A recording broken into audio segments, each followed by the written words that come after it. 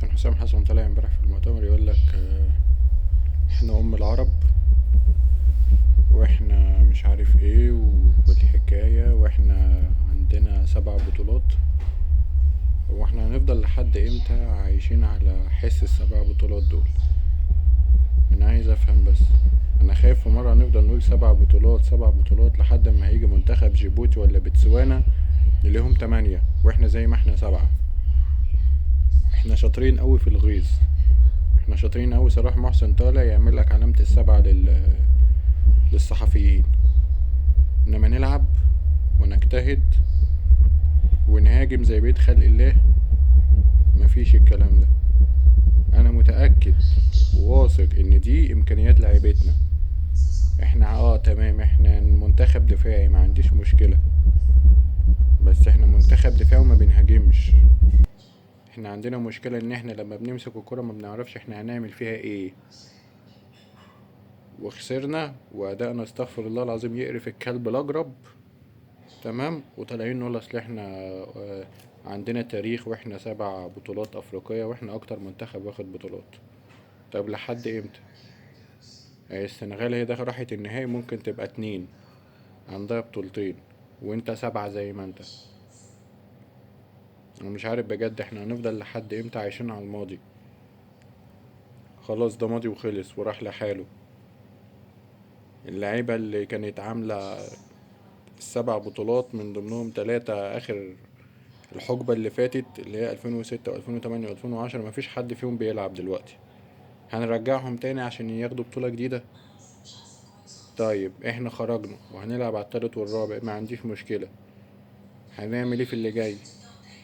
المفروض يعني كابتن حسام حسن يطلع يقول انا المتحمل المسؤولية، ووعدكم ان الفترة الجاية هنحاول نحسن من ادائنا، وهنحاول الغلطات اللي احنا غلطناها دي ما نغلطهاش تاني. انما انت مش طالع تعلق شماعتك يا كابتن حسام على مش عارف اصل الجمهور، وانا مش عايز اقول الجمهور كان بيعمل ايه، وما اعرفش احنا الملعب ده اول مره نلعب. دي حجج كلها حجج فشل يا كابتن حسام، مش حجج ناس عايزه تنجح. يعني ايه اصل الملعب ده اول مره نلعب عليه؟ اصل احنا المنتخب السنغال مريح يوم قبلنا، ده مبرر يعني؟ اصل الجماهير ومش الجماهير. طب ما احنا عارفين ان الجماهير المغربيه او ايا كانت الجماهير مش هتشجعك، لان انت بالنسبه لهم منافس اساسي، يهمهم ان انت ما توصلش للنهايه يا كابتن حسام. ما تطلعش والنبي تطلع تقول لي بقى اصل الجماهير اصل الملعب اصل حاجات ملهاش اي 30 لازمه. في الاخر عاملين انت واللعيبه تعملوا علامه 7. لحد امتى هنفضل 7 دي؟ الكرة كلها في افريقيا كلها بتتطور واحنا واقفين محلك سر. في منتخبات ما كانتش على الخريطه وبدات تبقى على الخريطه دلوقتي، وبداوا يعني يتطوروا في كرة القدم وانت واقف مكانك. انت ما عندكش اي تطوير في اي منظومه في الكوره بالذات، مش فالحين غير في الكلام بس. انا مش عارف احنا لحد امتى هنفضل كده، احنا لحد امتى هنفضل واقفين في الحتة دي؟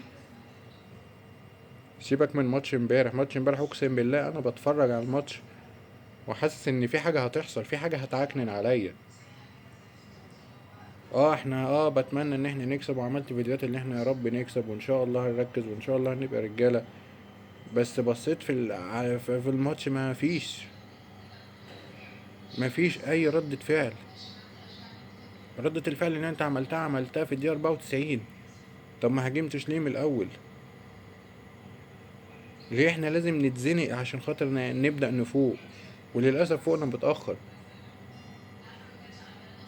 لحد امتى؟ لحد امتى هنفضل يعني واقفين في الجزء ده؟ في الاخر هنشيل بقى الشيلة. اصل محمد صلاح ما كانش حلو، اللعيبة كلها ما كانتش حلوة، اللهم الا خط الدفاع بس. اللعيبة كلها ما كانتش حلوة امبارح، مش محمد صلاح بس.